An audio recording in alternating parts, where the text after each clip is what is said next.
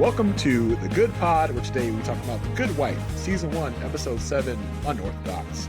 I am one of your hosts, Jason Reed. With me, as always, Marissa Garza. Marissa, how are you? I am the most orthodox person, I think, on this podcast. I was like, it's not very unorthodox of me.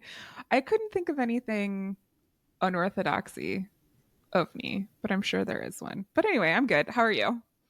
I'm good. I do have a sensitive subject to talk to you about Oh before we get boy. started. Oh boy. Um, Jason. I just for clerical reasons, I did look up to see what your like podcaster ID number was, and you don't seem to be in the Oh podcaster man. database. Did you Oh, did look, you go through all the listen, steps to become an listen. official podcaster, or like Podcasting is what's the up? only thing I've been good at. It's the only thing I know. Um, And so yeah, I know this was a mistake, but I'm going to fix it. yeah. I I'm mean, going you realize you can't legally be on the air as a podcast host without those credentials. So this is Well, kind of awkward. hey everyone, I don't know enjoy what to the do. podcast with Jason. Yeah, listen, Marissa will be back when she gets all of her official paperwork in order, I assure you. But for now, I will be going through all the episodes by myself till Marissa comes back. I'm sure that's what all of you wanted. I'm sure there's just a bunch of fingers going unsubscribe, No. unsubscribe, unsubscribe. Just kidding, just kidding. Marissa's here. Oh, She'll be yeah, here. I was She's able to get a temporary a number. temporary exemption. Yeah. She's going to get her paperwork in order, but Mhm. until then, she's on a temporary exemption to the podcast. Yeah, quite a twist here at the end of this episode, which we'll talk about. But yeah, I am glad that all worked out for me Very, this go very round. fun twist. Yeah. Listen, y'all, in real life, all you really need is like a phone and internet access to be a That's it. podcaster. You too So, can be a podcaster. yeah, anyone can be a podcaster. If I can be a podcaster, you Yeah. can definitely be a podcaster, 100%. So don't get it twisted. There's no official credentials. It's like, you know And how they'll let me do it. Yeah, writers will always say, like, even if you're not published, you're still a writer. And I want to say, even if all you have to do is talk into a microphone and you're a podcaster, like yeah, that's that's it. it. Literally, That's it. that's We it. don't even have pods anymore. We don't even have iPods. We're like called a thing that Yeah. doesn't exist really anymore. So create your own life. Talk into all the mics. Let the people hear your voice. See, I got a lot of motivation when I went for my temporary exemption. It might as well be like a voice caster. Like that's like we're casting out our voices into the Or ether. radio on demand. Like, I really think Yeah, that that's like pretty much what it is. yeah, I think it's good. That's another good description for it. Well, Jason, thank you for bringing to my attention my podcaster, woes. But did you find any funding for this podcast Yeah, while I was I out went and around. about? Yeah, I went to my Jewish community centers and they were like, no, not for us. No, thank you. It's like, okay, who else can I go to? So I did get a hit from ADT. Yeah, they Oh, thought this would be a good spot for them to come into. So, I mean, from ADT, you want a professional security installer to install all your security needs? Come to us. We won't try to scam you afterwards. That was pretty much all they wanted to let you know. Like, because our boy Hank over here is out here scamming people. They're like, we will ensure that no one tries to scam you on your property after we install your security. We'll make sure all the blind spots are covered. We won't get into league with any of our friends to get you sued. So listen, ADT is here for all your security needs. well, thanks, ADT. I'm glad for you're reassuring the people during this time of 2024, like just in general. Yeah, we could just pretty much like buy your own camera and just install it yourself. It's that easy. Like Yeah. you don't even need security systems that much anymore. Like security companies, don't tell ADT. Don't tell ADT. Yeah, that was a big part of our case this week. Did you want to talk about anything else, or did you just want to jump right in? Let's jump right into the case. Let's get started. All right. So the case this week was dealing with a Erev wire. So an Erev wire in Hasidic Jew or Orthodox Jewish communities are boundary lines that kind of say what the neighborhood is. And during the Sabbath, you're not allowed to work unless you are like doing something that's like carrying a baby or like pretty much it. Carrying a They baby. take That work was pretty very, much it. very Yeah. they take it very, very in the very literal sense, like what work is. I was like, that is a very interesting way to interpret that. I don't know a whole lot about Orthodox Judaism or what they practice, how they practice. So this is a very interesting kind of door into that. Yeah, I always think I should do something like practice the Sabbath and not do anything for an entire day and see how my life would change, but I have been here on this planet for quite a many years and have not done that yet. But I really admire people who are like can stick to those type of values and those type of things and I take mean, it that seriously and are supported by the community around them in doing so. listen, they have days where they can't use electricity. It's Yeah. like I honestly I don't know what I would do if at any moment you told me I had to live without my phone, I had to live without my TV, without my computer. I mean, I know for dang sure that my daughter couldn't do it. I think that would be torture for her. Like it would be really hard for me too. So I admire people that are that convicted in their faiths Yeah. to do things like that. So it's a very interesting kind of thing to look into in this episode. Yeah. So this Erev wire fell down and a lady tripped over it and she's hurt, very hurt. Like she was going to go get gluten-free food for her kid at the store in this neighborhood and she tripped over the wire and a bunch of glass broke and she's hurt to the tune of suing the family who had the Arrow wire on their house, the Lobes, to the tune of $1.2 million. So, and that's for Yeah, punitive damages, not yeah, that's just, you know, regular pay for my medical bills stuff. Yeah, this is like pain and suffering type of thing. Like, Yeah. and we see the deposition of the lady at some point in the episode. She's like, I can't do anything. I can't pick up my child. I can't do this. I can't do that. So it's like, it's seemingly very serious. And I think the biggest call out for this couple that we meet is that this is the daughter Yeah. of the one and only Stern of Stern, Lockhart, and Gardner. So this is a big to do, a big deal. Yeah, and apparently she has like a reputation of being a party girl, and the fact that she's like transitioned to this lifestyle is very surprising to people. There's a point where Kalinda's like, she was partying with Tara Reid. Talk about a time capsule of That's a name drop. well, Tara Reid, who's coming off the success of American Pie, of like American Pie 2 in this moment, it's like is a big deal right now. If only Tara Reid could stay in that 2009, 2010 bubble and wouldn't be able to see what was coming for her in the next 14 years. A very interesting touchstone there of culture. I love how Kalinda's just like she's so skeptical. She's like, "Yeah, she was doing it last year, and I'm sure she'll do it next year." Like Kalinda's just like this whole thing it's just a phase for her. Like she'll be back to her partying ways in no time. I think this is something that comes up throughout the series. Is I think Kalinda thinks that people cannot change, like they Yeah, are who they are, and so she thinks that Anna Loeb, who's played by the same actress who played Rava in Succession. If you were looking at her and saying, where is she from? That's where she's from. But Alicia is put on this case because this is another will favor towards her type of situation because there's some stuff going on at the firm, which we'll talk about later, but really there's only three opinions that matter at this firm: Will's, Diane's, and Mr. Stern's. And Mr. Stern called in and said, hey, look, my daughter's got this case going on, can you go help her out? They've got a lawyer, but not to my standards, so go help them out. And Will puts Alicia on this case to kind of make her look good in front of Stern.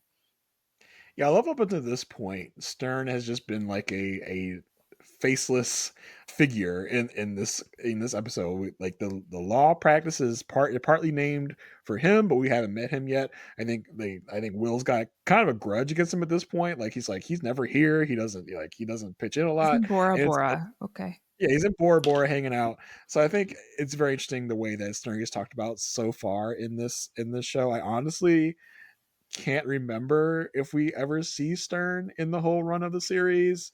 I know there's a lot of things that go on with the naming of the firm that we won't really get into, but Stern's a very bit of interesting figure so far as he hasn't really been here a lot. So that's very interesting. The fact that Anna, his daughter, is now needs some law help, and Stern's going to pull some strings to get her that help.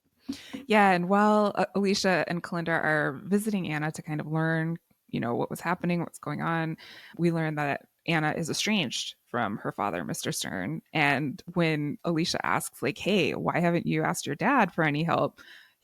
Her husband, Isaac, comes down the stairs, is like, yeah, no, we don't want his help. We do not talk to him. Not a fan of Isaac. But Isaac does end up being a fan of Peter Florrick because of the help that he got from Peter when he needed it later. So this kind of puts Alicia in his good graces for this moment in time.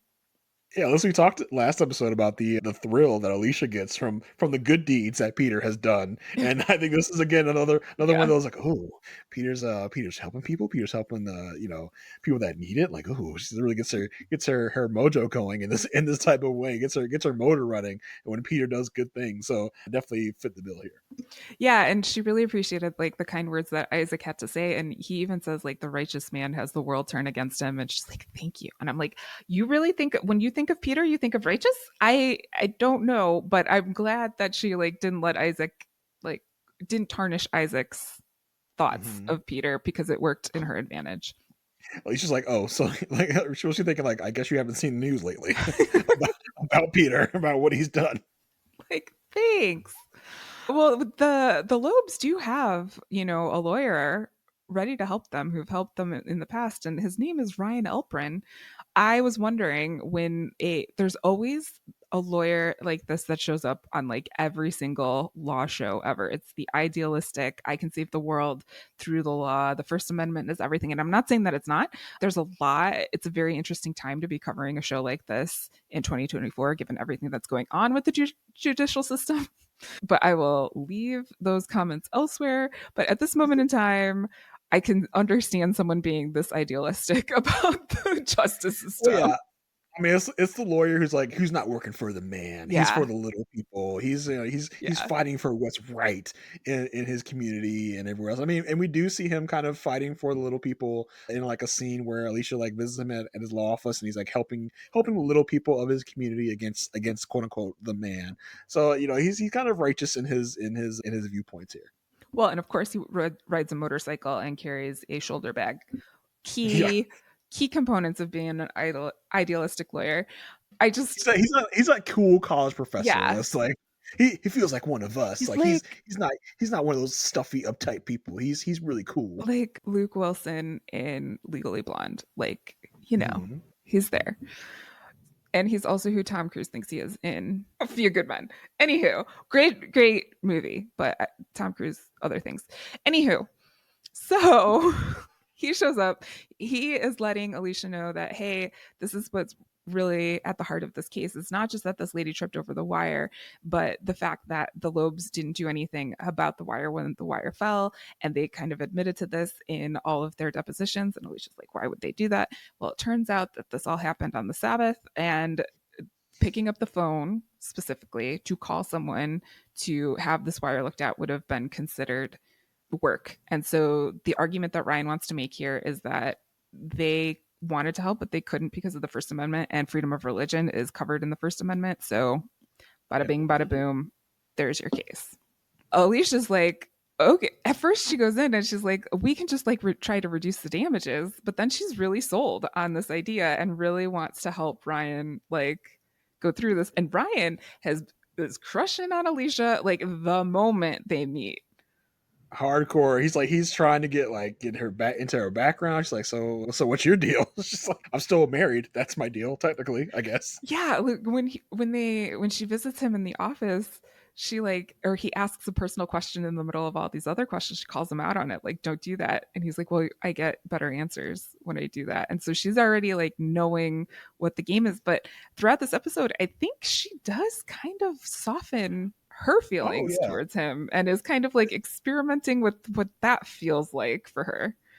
Yeah, and this is kind of the first time that we'll see Alicia kind of think in these terms, and it's the cool like not part of the man system kind of really gets to Alicia because I think she's been into this system now where everything's very professional, everything's very like by the book, and this guy is kind of a rebel in this way, and Alicia's kind of like really kind of digging how he goes about his business and how he fights for the little people. I think that's really kind of getting to her in certain moments in this case. Well, and especially when he does the work of pitting himself against Will, who was somebody injury that he faced in an earlier case, and Will had litigated his client to the margin. So basically, they couldn't really get anything for the fact that an 8 year or an 8 month old child died of lead poisoning. So, appealing to Alicia's motherly side and then saying like, hey, Will's not as great as you think he is. And this is like, she's been told this before by other characters, but those characters like, she knew what their motive would be for saying this. And in this case, this is like someone she Yeah, just it's a third met. party. And so she's kind of taking this a little bit more seriously than she's had from other characters. Yeah, this is a third party outsider that it has no reason to really kind of tell Alicia this, and it really kind of it sticks with Alicia because at this point she still sees Will as this kind of like ideal, and she kind of sees Will as she sees Ryan, right? He's like this idealistic version of someone that fights for the little people, but then which we hear Will has actually been on the other side of it, has been quote unquote the face of the man, the face of the conglomerate that's going to kind of the way I felt this was like kind of rope doping your opposition, burying them in paperwork until they have no other resources, until they have to kind of take a lesser payout.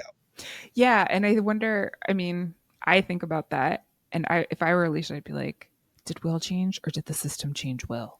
Again, I know I'm going too deep, too big, but like, if that's what it does, if it like jades people against their true selves, does she want to be part of it? Does she want Yeah, to be there? and I think it again kind of shows Alicia the dark side, right, of quote unquote the law, and the dark side of Stern Lockhart Gardner, where she may have kind of tricked herself into thinking that Stern Lockhart Gardner are the good guys, they're just going to fight for what's right, but not all the time. That's just not how that works all the time. Yeah.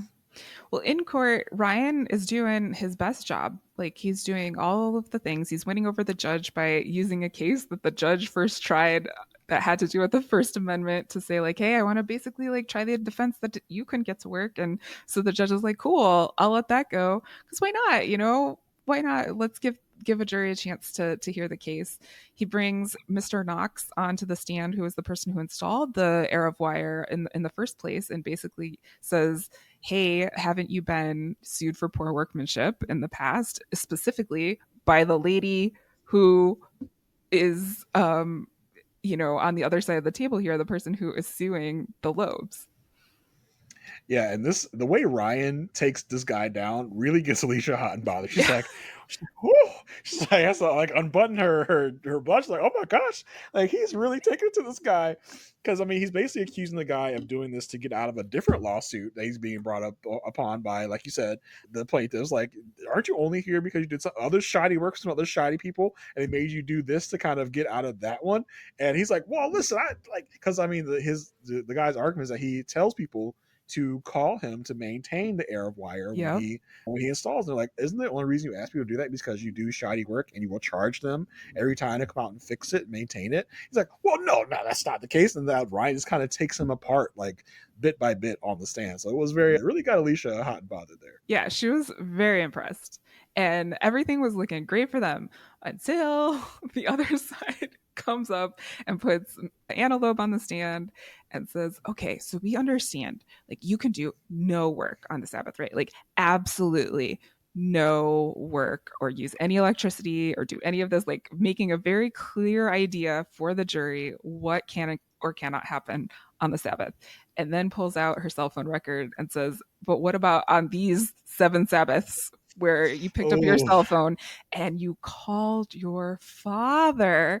And the reaction from Isaac, like, really, like, kind of broke my heart because he just gets up and leaves. that was a bombshell, right? Yeah. Because not only is it's there's so many facets to it. Not only is that a betrayal to Isaac, who obviously doesn't like her father and what he stands for, probably, but this betrays their religion. This betrays their lifestyle that they have, come about together. That Anna claims she wants to be a part of. So this was a huge, huge betrayal in Isaac's eyes, and the way he gets up and just kind of storms off in this way was very impactful, I thought. And because I mean, we saw also like a little tender moment between Isaac and Anna when they're like outside the courtroom. Mm. He like shh. moves over and touches his finger to Anna's finger, which is like weirdly a theme in this episode because our guy Ryan will do the same thing Makes a to Alicia move. later, or Yeah. try to. So that was such like a big moment where, and maybe Kalinda's part right. Maybe this isn't something Anna wants to be a part of. Maybe this is something that's just a phase for Anna because she is, breaking those rules of the religion to, call her father, maybe you know get back in her father's good graces in a way. So this is that was a huge revelation on the stand.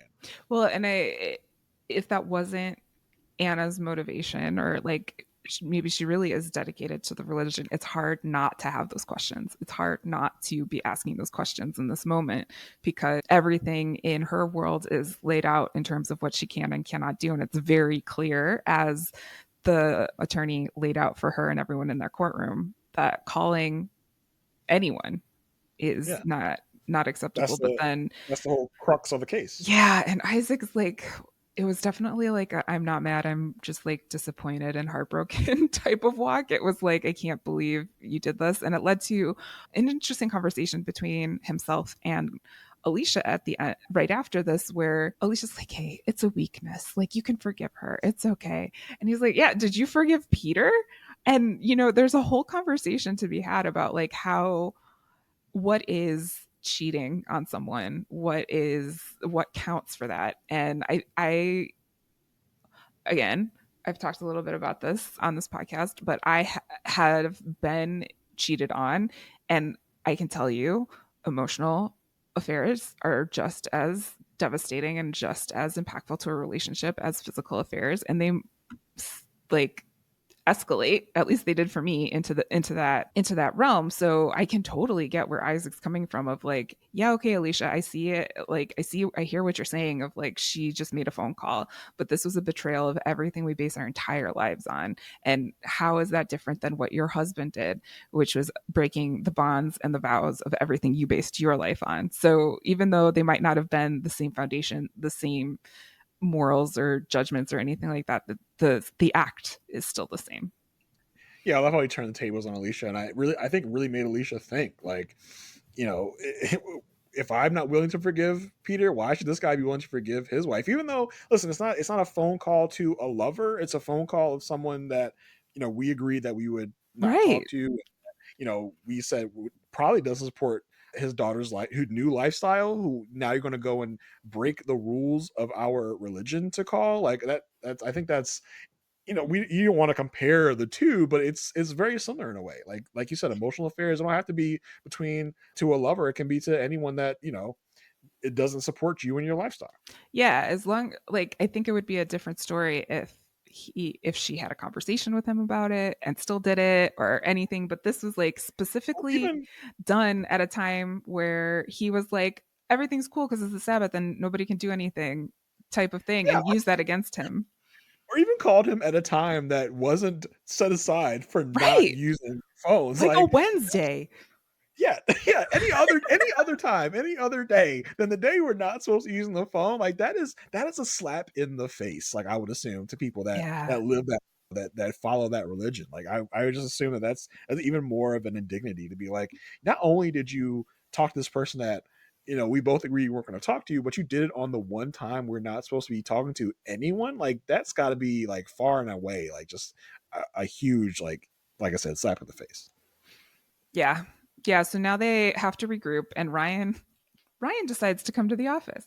Alicia was flirting a lot during this situation because Ryan comes in and is like, there's a lot of glass. She goes, yeah, every time we sell our soul, we put in some glass. That was so funny because I mean Ryan, like that's how Ryan thinks of this big like skyscraper in Chicago of people that are selling their souls for to win cases and whatnot. I just love how Alicia just plays into this. Like she's like, yeah, every time we win a case and sell our soul, we get a new piece of glass. I love that. That was so funny. Alicia can really serve it when she needs to. Yeah, when she needs to.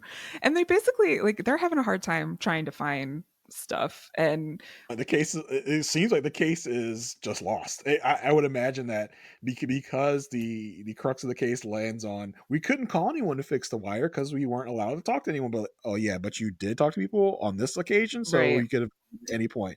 So I think at that point it's just like this is a lost cause unless we can find something, anything that can Who could come that, in and help us at this that, time? I that can wonder. say this isn't what the case is. Yeah, who's gonna swap?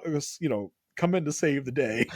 Well, Kalinda has been doing her investigation and walking around the neighborhood and trying to find out like what the security cameras can see and what security cameras can't see.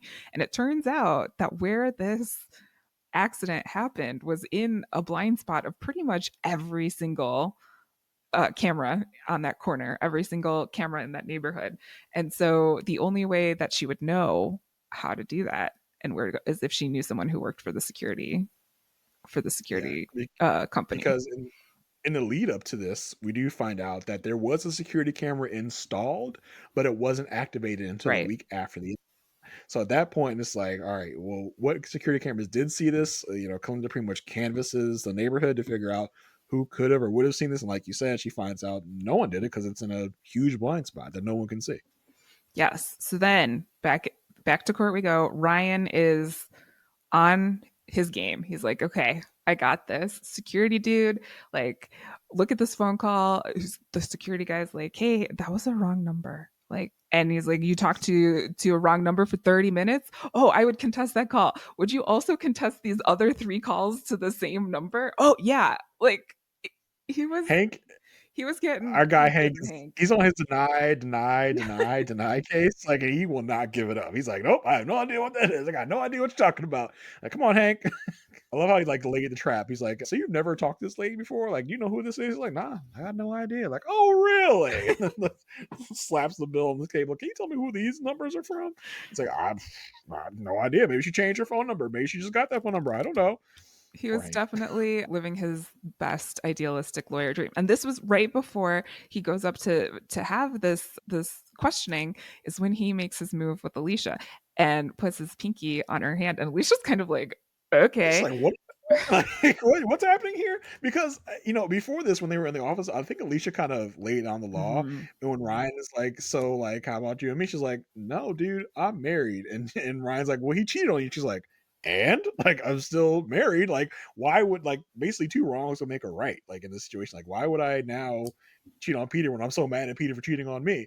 And so that, and then like he moves his pinky over to touch Alicia's, and she just has a look on her face like, bro, what are you doing? Like, what is this? Was I not clear? Like Yeah. crystal clear last time we talked? But he really likes working with her, Jason. So, that's, how people show that, I guess. Meanwhile, Kalinda comes in and needs to get Alicia's attention right away She's because, just like, girl, come outside. yeah, We gotta talk now. now. Now. Turns out our guy Ryan isn't a lawyer after all. He does not have a bar number. He is hasn't had one. He never had one this entire time. And Alicia has to decide how strategic she wants to be with this information that she's receiving. Well, like, and that kind of that shows just like kind of a vulnerability to our American society, right? Like, not many people are going to ask you for your law license, your bar number. If you get a storefront and you say I'm a lawyer, who's going to question you? Who's going to come and be like, let me see all your stuff? You could probably make a fake law degree like in Canva and like or go to Kinko's and make one. Like you can do anything for anyone. Like I could say that I have a doctorate in neuroscience, and not many people are going to question me. If I could come in and bullshit an interview, no one's going to be like, all right, now the only thing left for me to see is your degree. Like, let me see it. It just kind of shows the vulnerability we have as an American society that we'll believe anyone of anything if they just say they are qualified enough and can be convincing enough to make us believe that we are qualified in that field. Yeah, I mean, Kalinda says it straight out. She's like, the system's built on trust more than you think. Like, it's Yeah. because Alicia's like flabbergasted. Like, how could this happen? How is this something?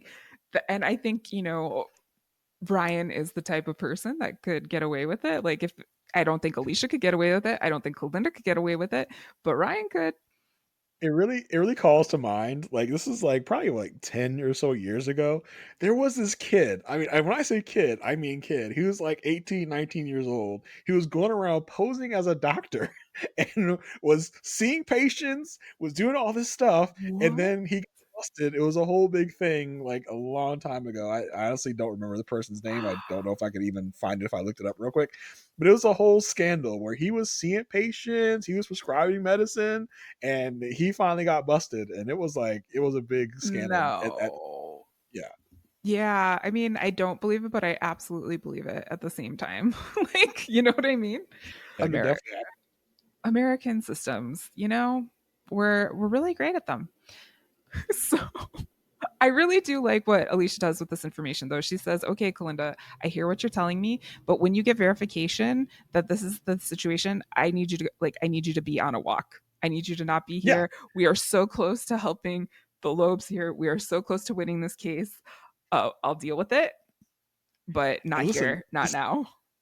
this is the same Alicia that was just like, not too many episodes ago, she's like, "We found out that Yep. our, uh, clients bribe the jury. Aren't we supposed to do something about that?" And now she's just like, "Clinton, take a walk."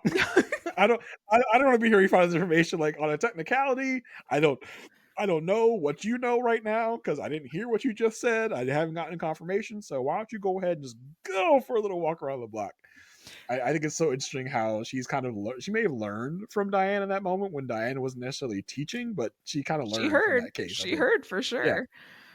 And she walks back into the courtroom. Ryan's still doing like he's riding high. He's ready to go in for more questions. And I just loved how Alicia like put a stop to it, grabbed the piece of paper, looked him in the eye, and said, "I know you're not a lawyer. I'm not going to let you ruin this case. You're going to rest right now." And he was like, "The he's like, defense oh, rests." he's like, "Oh, okay." Because at first he's so indignant. He's like, "Now why would I do that? I got him on the ropes. I got him right where I want him." She's like, "I know you're not a lawyer." He's like, "Oh, okay. Well, in that case, yeah, I'm gonna go ahead and rest because I've been busted. I've been found out. So yeah, she's got me by the short hairs here. So let me go ahead and do what she says." And it worked out. I mean, the case ended up being decided in the favor of the Lobes, and they were like touching pinkies again at the end, Isaac and Mhm. Anna. So they're on their way to reconciliation, which is good. I mean, honestly, the show just wants us to think they lived happily ever after, and that's what I'm going to choose. That they did Sure, why not? because yeah, that's how I it don't works. think we ever. I don't think we ever hear from Anna Stern again. Yeah, no, I think that's it. And so it paid off, and it shows just how Alicia is had to kind of litigate from the margin there. Like she had to make the case go in her own way, which is something that she kind of judged Will for and has judged Diane for. So she's growing her lawyer wings in that case. And for those that are curious, Yes, tell us. look up Malachi Love Robinson.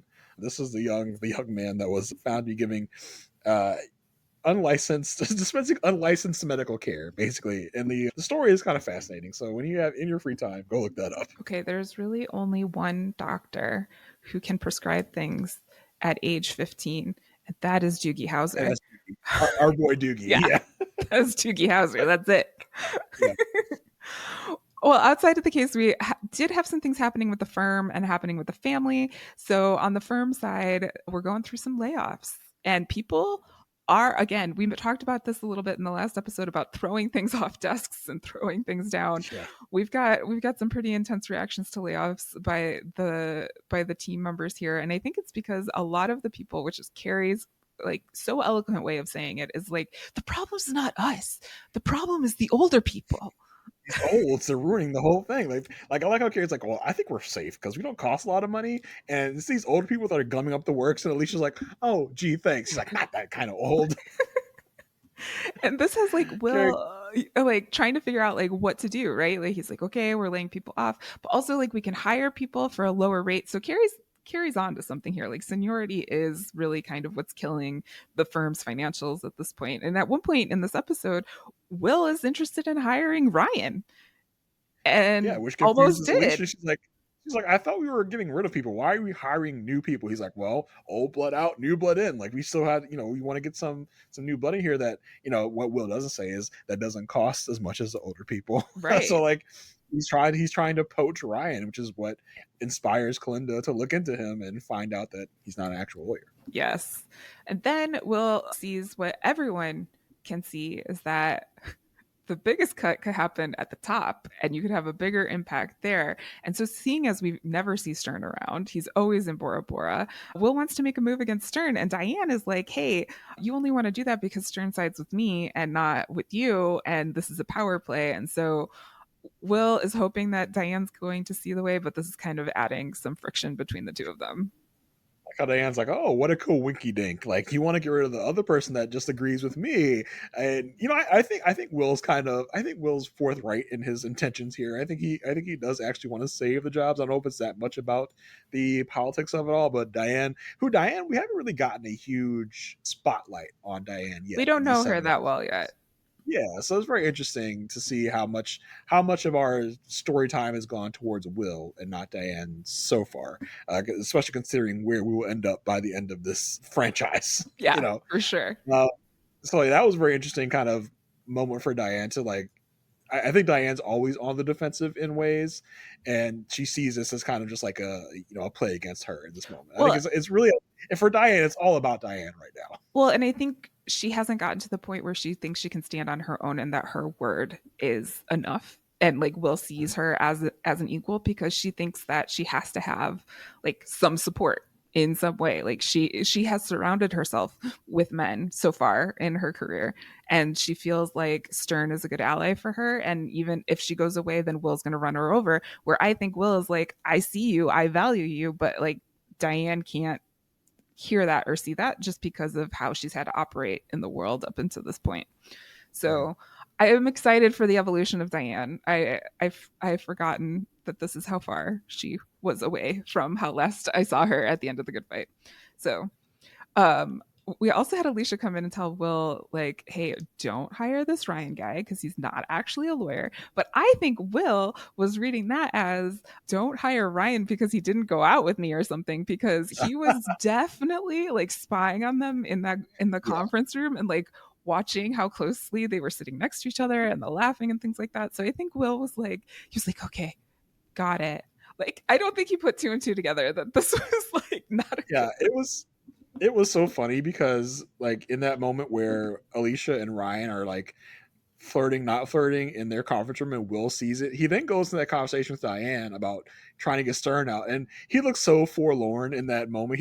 He comes into the conference room and like puts his head on the door. I thought he was gonna talk to Diane about how much he likes Alicia. He's like, yeah, she's flirting with Ryan. I don't like this. Like, I want her to be my girl. But then he changes he actually talks about getting rid of Stern. I was like, oh, okay. I thought he was about to talk about the fact that he literally likes Alicia, but she's flirting with this other guy. Like, okay, he's not that crazy. Yeah, he was just like, oh, okay, like I got you. I got you. And it's Mhm. totally not what Alicia was telling him in No, any no. way, shape, or form. Ryan, it's not going to work because he's not really a lawyer. I'm surprised she didn't like fess up like, yeah, he's not actually a lawyer. I think she wanted to kind of save her reputation as well because Yeah. she also got taken in by Ryan. So she's just like, yeah, I don't think Ryan's a good choice. So we're just gonna Well, and also let that like the firm, and it's like Will said, hey, do this for Mr. Stern, and it puts you in good graces. So she's not going go. to Yeah, be like, hey, I basically did this entire case with someone that's not a lawyer. and a So little did Alicia know that Ryan at the point where Will saw Ryan flirting with Alicia, Ryan was going to get hired there no matter what. Like Will was not going to have him come on if he's flirting with Alicia. on the family side of things, on the family side of things. Oh, buddy. Yeah, listen, I totally only used your credit card to call a sex line to prove that my dad wasn't doing crack with a sex worker. Totally. That's what every young boy says when they get caught perusing sex lines. Okay. Listen, and sex chat lines, what a 2009, device. I don't even know if those things exist anymore. It was a time. We had psychic hotlines, we had sex lines, we had all the different typo lines that you could possibly. And Zach is, of course, so innocent in the situation because he's like, okay, okay, friend, let's try to find this person. And it's great because also I have no parental controls on my computer because my mom trusts me, so we can totally go do this, and we can use a site that looks like Wikipedia and think that it's Google, and it's totally going to work out. So Listen, that little pervy friend is every parent's worst nightmare. Yeah. Like, it's not who you want your kids hanging out with. And Zach's like, yeah, I have no parental control, so my mom trusts me. Sucker, mom, see, you shouldn't be doing that. And the kid's like, oh man, that is so lucky. Like, I wish I was you. Like, yeah, Zach's not like a perv like you are. And I love the moment where Zach takes Jackie's card. First of all, how did you think you were going to get away with that? Like, once Jackie sees a charge on her credit card for No. a talk sex lie, like, not the best and brightest of ideas, but I love the slow mo of Zach taking Jackie's credit card, like in the moment where like the show kind of slows the scene down. I was like, oh my gosh, this is the criminalization of Zach. This is a big moment in our show. I'm like, oh my gosh. There's Oh my gosh. currently like a TikTok meme going around about like 90 shows, and it's like 90 shows when you find like something, and Oh, then it's like at automatically they're least like a drug dealer, or automatically like they're a killer or something like this. yes, And we it's find like, out the school bully is homeless. It's yes, like yeah, it's got the sappy music across it. Like, yeah, I've seen those yeah. too. That's so funny. It's like Yeah. it was one of those moments with Zach and the Very credit card, and special it's like episode. doo doo doo. It's like okay. Yeah, very special episode music where Zach steals his grandmother's card to call a sex worker. Well, and like Jackie had no lines in this entire episode, but she was definitely around. And usually I'm not a Jackie fan. I have let this be known. But I do like that we didn't see, at least, any conversations that she had with Zach. Listen, that's awkward. Like, okay, this one I'm gonna let Alicia take care of because I do not want to have this conversation. Whatever this conversation is about to turn into, I'm gonna let Alicia handle this one. Like you're right. You're right though, because Alicia, Jackie had no words here. She's just her picking up the phone and hearing Zach's, Conversation. sex talk with the sex worker, which of course, when you're dealing with a television show, they have to hear the most incriminating portion of the Yes. conversation. Yes. And you just see Jackie find that out, and then you see Jackie about to talk to Alicia, but we don't see that conversation. We just see her give the look of like, "We have a problem," and no Grace anywhere to be found in this episode No, either. Grace, I don't know. She was on vacation. She went to camp. I have no idea where she was. Mhm. But Zach is totally thinking he's like saving his family in this situation. Yeah, He's like, I'm gonna he's just like, find this Katrina lady. I'm gonna look at her. I'm gonna call her. And he doesn't even. It doesn't. Obviously, he's a kid. I don't blame him that it didn't come across his mind. But the fact that the person on the phone could not be the person in the picture, like, was something that totally like blew his mind. He's like, oh no. listen, Zach is like, I don't know if this is like a obscure reference or not, depending on your age. But Zach is like Encyclopedia Brown. Like, I Oh don't know if yeah. Yeah, yeah, yeah, he's like yeah. a kid detective at this point. He's going to get his dad exonerated from this picture thing that he's obsessed with. That probably most other people have just kind of forgotten about, or no, not many people know because this is a surreptitious delivery of a photo.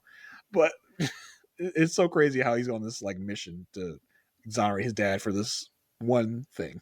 Yeah. All the other stuff he actually did, but this one thing is something he didn't do. Well, because he wants to hold on to hope that his dad is still the dad that he thinks and he knows. And if his dad didn't do a crack with a prostitute in a bed, then he's still my dad. Like that's I think where he's coming from.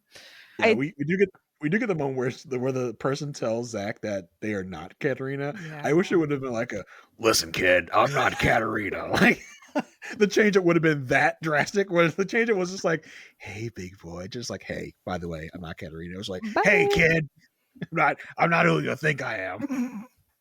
I do like Not how Katerina. My name's Gus. I do like how Alicia handled the situation with Zach though, and was like, "Hey, I can't control what happens outside this house, but in this house, we tell each other everything." And Zach's like, "Yeah, yeah, yeah, sure, sure, sure, sure. Like that's all I have to Yeah, say. That's it." And I love that's a like the great mom lurk we get from Alicia at the end of this of like, "Are you sure? yeah, but Like I'm gonna that's a great will this out of you, Zach." yeah, it's a great thought to have as a parent. Like, hey, what goes on out there is out there, but in here we tell each other everything. Yeah, yeah, sure, mom. Yeah, yeah. I love, and Alicia does the parent thing. She's like, "Are you sure there isn't anything else you have to tell me?" She asked it like 3 times. Are you sure? Positive. And Zach, with the most guilty face ever, you can tell Zach's never done anything bad before because his face is like, yeah, positive. What do you mean? Why would you think Why that? would Like, you? why would you think there's anything else I have to tell you? I already did my homework, mom. My homework is done. I'm that kid.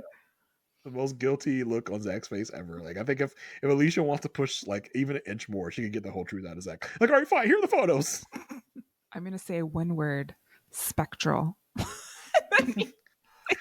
Tell me, Zach, what do you know about spectral highlight analysis? Anything you want to tell me about that? Well, and that's where we leave it in episode 7, season 1 of The Good Wife. I would like to say this is usually in 2024 where we would say, like, we're close to the end of the series. We're like rounding the corner. We are not. We are not even like halfway Not through even with close. this. So, Not even halfway to the end of this season. yeah. Where, like you said, like 2024, we would be way over the halfway point. So yeah, we're not even close. Still got a long ways to go. We got some time. But in the meantime, we'd love to hear from you. If you're watching with us or have watched the show and are remembering things, we would love to hear from you. You can email us at thegoodpodfeedback@gmail.com and we will make sure to take a look at your message and incorporate it into the podcast.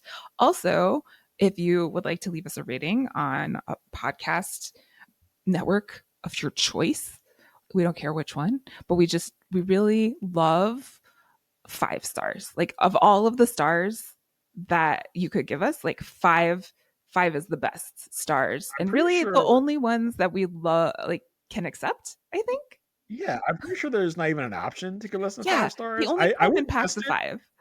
Yeah, I wouldn't test it if I were you guys. I would just Yeah. leave the 5 stars and leave it at that. But yeah, like Marissa said, any podcatcher you got out there, there's some rating system. Spotify, you can give us a rating. Apple, you can give us a rating and leave a written Ooh. review. We would love to see that. We will read it on the podcast. You leave a written review. So there's so many ways to tell us you're enjoying the show. If you're on YouTube, give us a thumbs up down here somewhere. Hit the, leave us a YouTube comment. We'll get back to you on all of our platforms, every which way you can think of. There is a way to let us know how you're liking the show. We're like If you Zach. want, We will find your comment and we will we will we are respond. internet savvy like Zach. Yeah. We are able to find it. But in the meantime, if you want to catch up with me, what I'm doing, you can catch me on Twitter at JAYR1085. Marissa, where can people catch up with you? I can be found on Threads and Instagram at It's Me Marissa G. That's all I got. Fantastic. Until next week, you guys, stay good.